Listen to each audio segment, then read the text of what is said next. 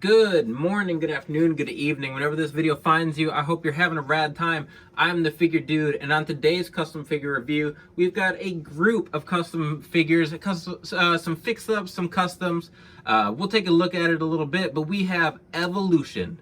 Without further ado, let's talk about some figures, dude.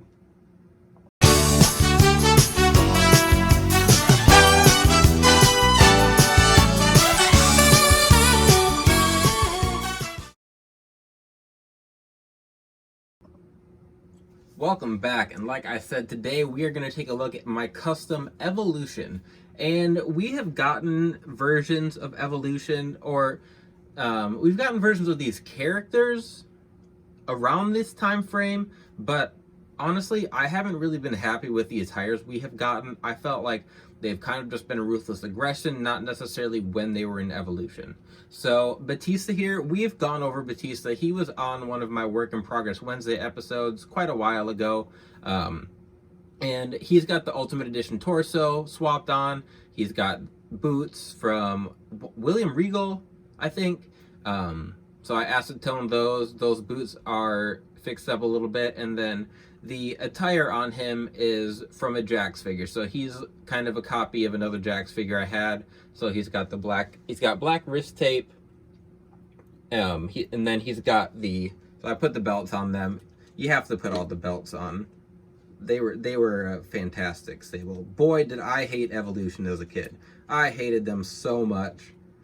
I was probably one of the few people that thought Randy Orton was awesome as a babyface when he turned on Evolution, but watching back now and just growing up watching Randy Orton, I realized how, I won't say awful, it wasn't great.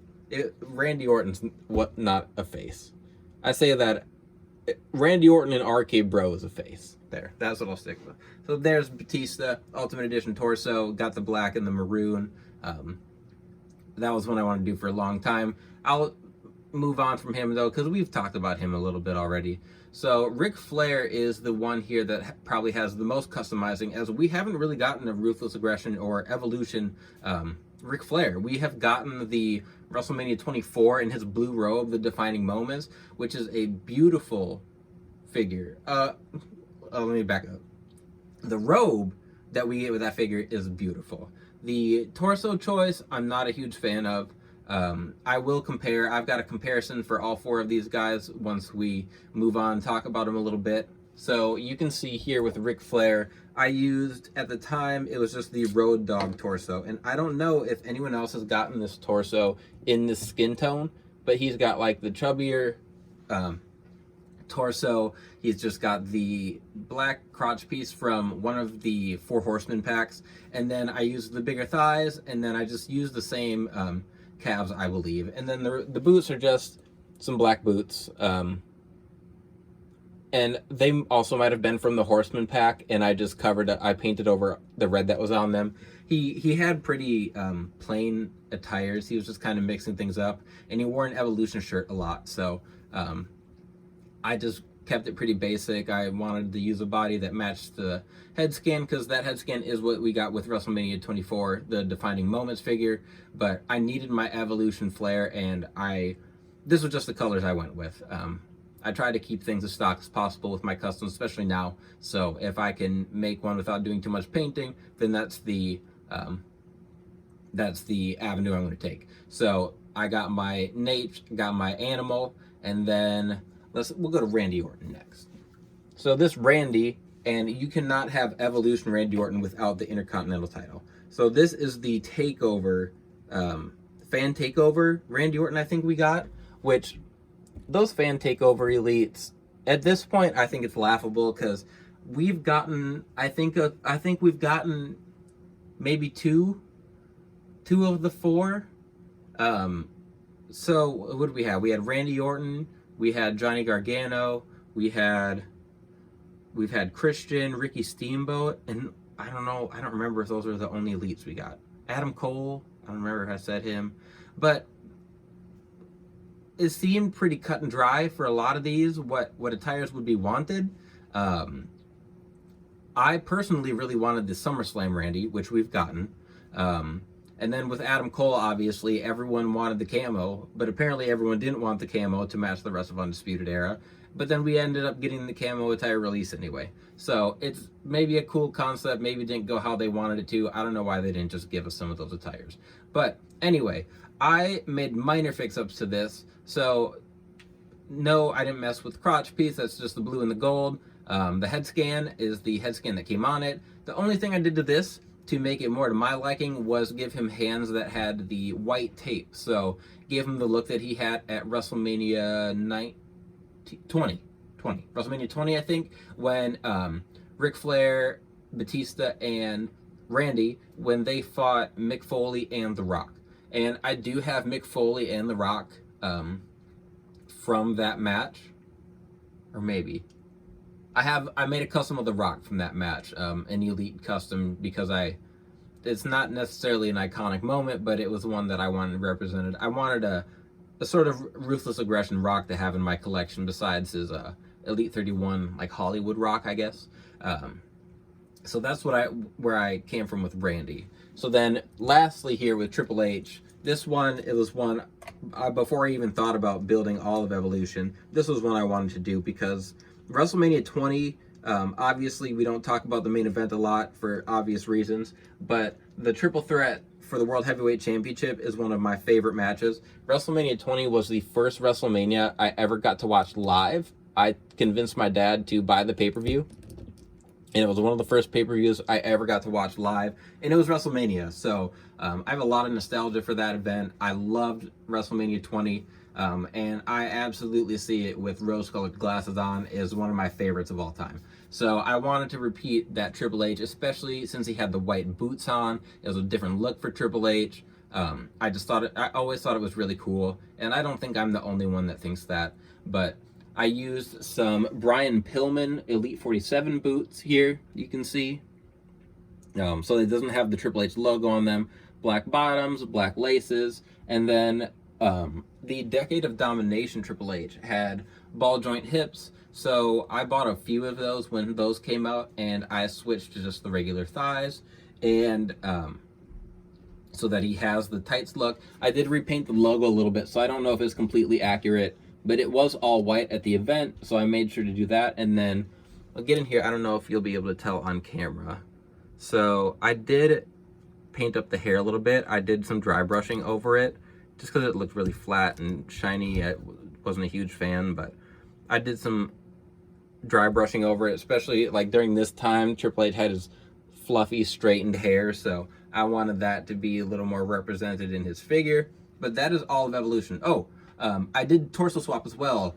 Triple H always gets the super ripped torso, and during this time, he was not super ripped. He was bulking. He was a little more flabby, a little more chubby, a little more heelish.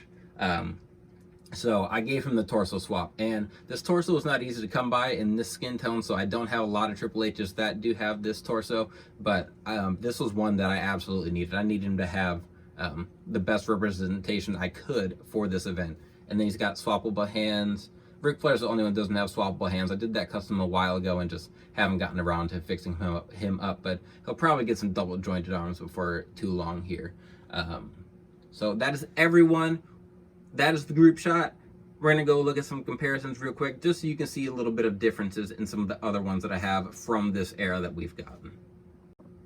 All right, first comparison is the easiest one. We've got the most recent Batista Elite. We've got the Ruthless Aggression Elite, which, I mean, you can see, so the way mine's painted is just a little bit different. It's the same design, kind of. I just took a little more liberty with mine. I didn't have a great picture, so it looks a little bit different, but other than that, so they have the original, they have like the Batista boots, the ones that have the straps on them without the laces, which is not accurate for the time.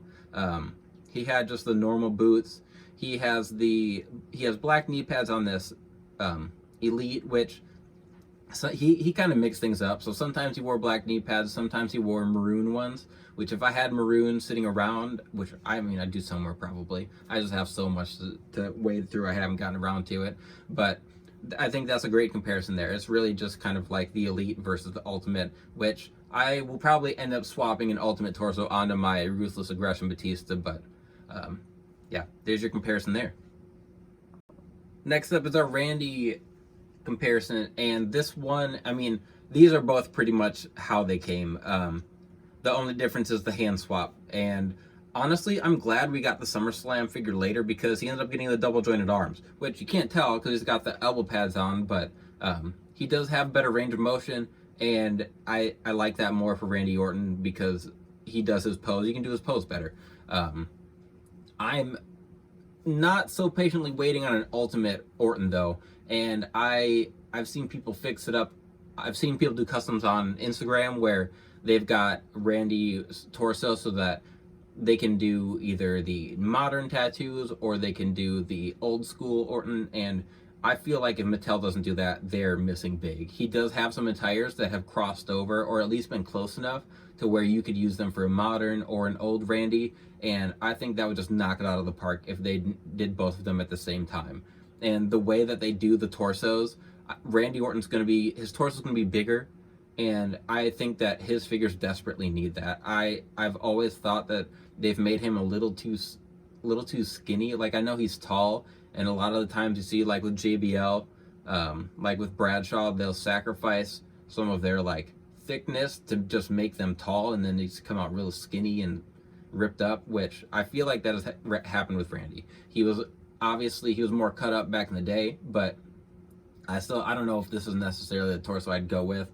The torso that they use on, so like Shelton Benjamin, that thicker torso, or maybe not that one, that might even be too big, or the like DDP torso, where the like upper part of the torso is a little wider. I think that would look better with Randy. He's a thick dude, but hopefully we get an ultimate before too long and they can kill two birds with two stones there. Wait, that's not what I meant. Two birds with one stone. There we go. All right, so this is a little bit funny of a comparison because obviously you can look at this, and if you know this figure, you'll know that there's been changes here too. So it's the reason I decided to go with it though is because it's still Ruthless Aggression era, and for the most part you can kind of see where the differences are. So the legs are the same, the boots are the same, but originally it came with black boots because at WrestleMania 19, I think, when he fought Booker T in a match that I try to forget, it breaks my heart, he wore black boots. But for a while, before he was really in Evolution, this was kind of like just barely before Evolution, he had like a blue attire he wore with blue he had blue tights and blue boots, and then he also did wear this purple with the purple boots. And I think I know there was a Ruthless Aggression figure that had the purple and the purple, so I wanted to just go with that because it's weird to see Triple H wearing colors besides black. So this is what I wanted to, and then obviously you can see there's a head swap. So that's a Jack's head. I really like the head scan. It is a little big, but it doesn't bother me. And the skin tone is a little off as well. I just haven't gotten around to painting it yet. And for the most part, it's not awful, so on my shelf, it doesn't bother me. But you can see the torso differences. That's probably the biggest difference here is just the torso. Sometimes that ripped up torso works for Triple H, sometimes it doesn't. I wanted him to have the bulkier torso, so that is where I made my changes. That is going to wrap things up for today's comparisons, for today's review. I do have more Randys. We have a bunch of Randys. I've got a bunch of Batistas, but I'm not going to bring them all out because we will be here for 30 minutes. And you know, I don't think we need to be here for 30 minutes comparing Evolution figures. So, please like, share, and subscribe. I always appreciate it. I always appreciate the comments, chatting with you guys. And remember, you can't buy happiness, but you can buy figures. Figure Dude out.